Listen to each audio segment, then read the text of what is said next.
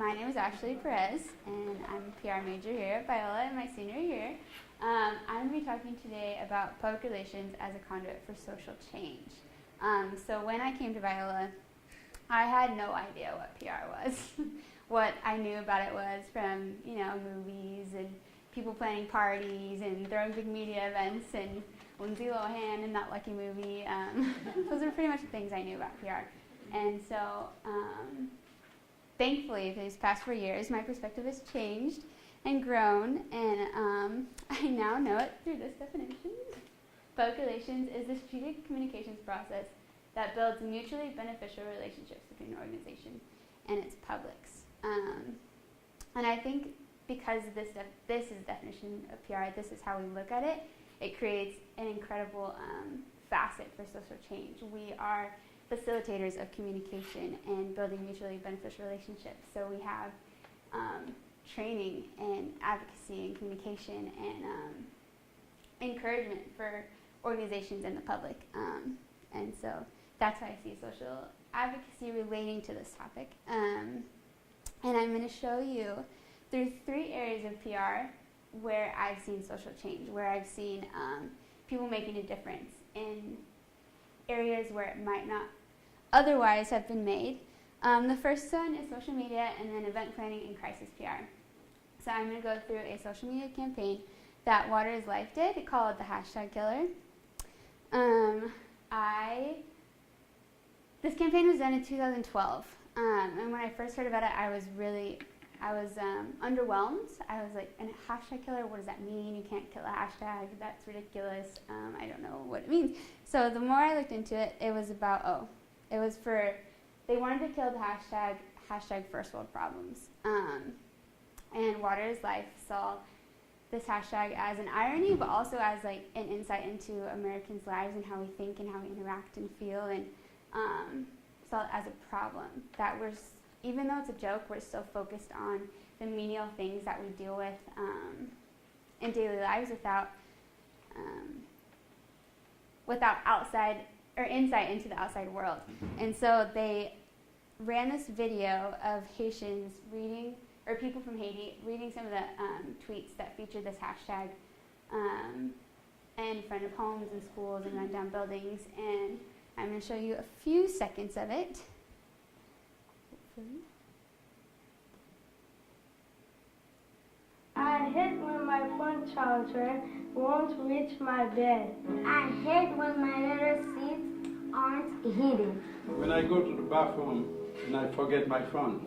Le mette radio dans machine à laver, yo commence à sentir. I hate it when my house is so big. I need 2 wireless washers. When my milk gun makes my hot water taste too cold. When I have to write my mail check, but I forget it last night. M'pas ka écrit message dans machine en même temps. M'te quitté casse-main en bas. Moi rayi les voisins a bloqué internet là. I hate it when Yeah, so those are just a few of the hashtags the few of the tweets that featured the hashtag. I hate it when my house is so big. I need 2 wireless routers, hashtag first world problems. When I leave my clothes in the washer so long they begin to smell. Disgusting, first of all. Also hashtag first world problems. And then this is another one I found when I was just looking for tweets that had the hashtag when you spend a weekend sleeping on memory foam and now your bed feels like a rock, hashtag first world problems. So initially when this campaign came out, there were different perspectives on the effectiveness of it. Lots of people had criticisms because the hashtag is already ironic, it's already kind of making fun of things that we deal with, so people thought it was irrelevant to use this and to try to kill this hashtag. And then other criticisms were of the video.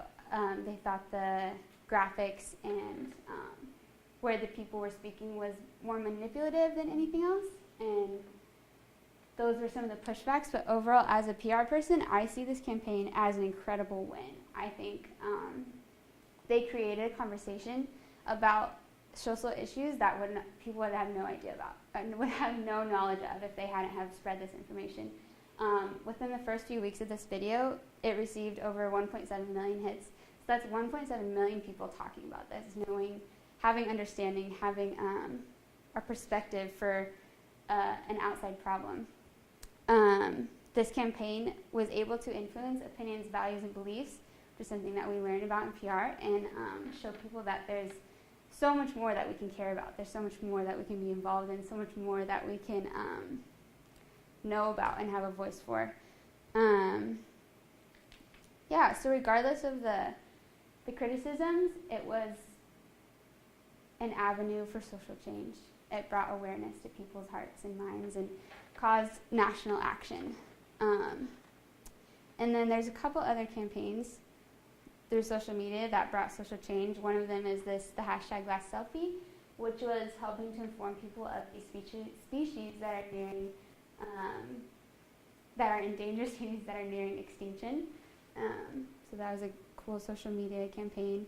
The next one is hashtag Like a Girl.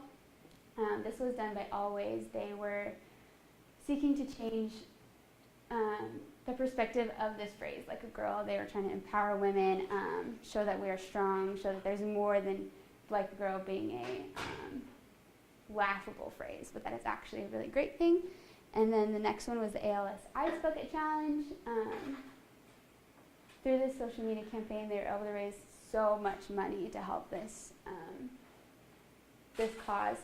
There are different also critical aspects of it that can be debated otherwise later in a different conversation, but it still was an avenue for creating conversation. They still created good dialogue and actually got a huge response on social media, so that's a major feat in itself.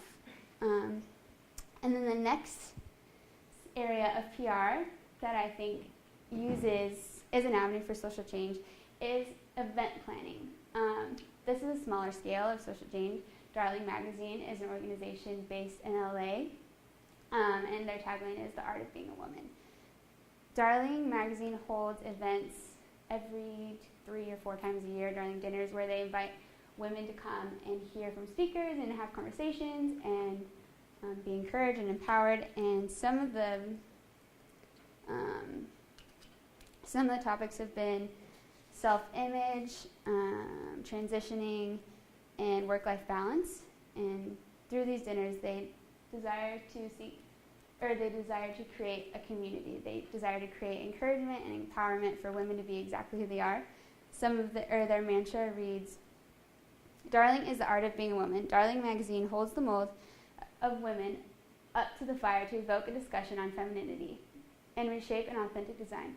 Darling is a catalyst for positive change, leading women to discover beauty apart from vanity, influence apart from manipulation, style apart from materialism, sweetness apart from passivity, and womanhood without degradation. Darling leads women to practice the arts of virtue, wit, modesty, and wisdom, all the while creating beauty and embodying love. Darling says women are not only interesting, but original, not only good enough, but exceptional, not just here, but here for a purpose." And although this is a much smaller scale than the social media campaigns, it still is a facet for social change because the conversation about women in the workplace and women in general right now is so huge that Darling is relevant. Darling is seeking to have a voice in this conversation, a positive voice for encouraging and empowering women to choose and to seek new, bold things, choose and seek things that they would not have otherwise chosen in the past without someone encouraging, someone telling them that it's possible.